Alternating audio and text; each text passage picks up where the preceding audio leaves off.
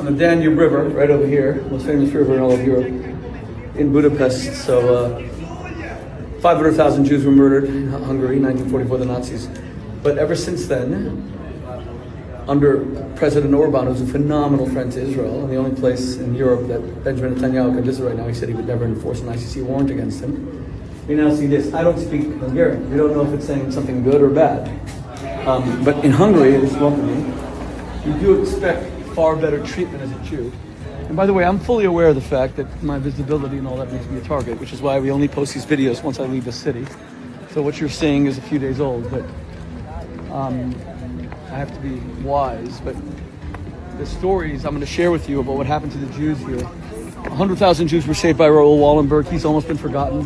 Greatest non-Jew of the entire Holocaust. Greatest, most righteous among the nations.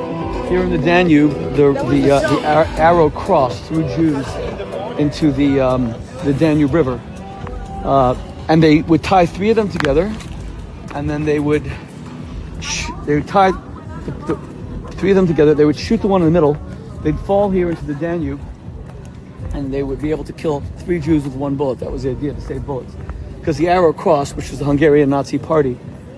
This is December 1944, January 45. As Hungary was being encircled by the Russians. They wanted to kill as many Jews as possible with as few bullets as possible. So the Danube, with all of its beauty, you know, the Blue Danube Waltz, that beautiful song, for Jews, it just connotes terrible, terrible memories. And there's an area down here where you have the shoes of the children, because they would make in bronze. And Netanyahu's been here twice, taking pictures there with President Orban, doing a photo op. You had these kids who were thrown into the Danube, and they would tie their shoes so that they couldn't swim. So they made bronzes of baby shoes. How many Jewish babies were just killed in the least costly way? There were no gas chambers here. You had to kill the Jews by either shooting them or drowning them. And there's still 100,000 Jews in Hungary. Raoul Wallenberg personally saved 100,000 Jews,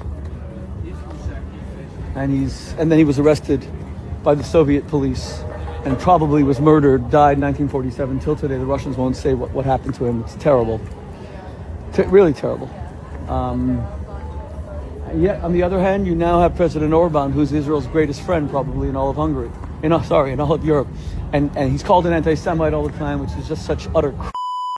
He's a defender of Israel, and the Jewish community feels utterly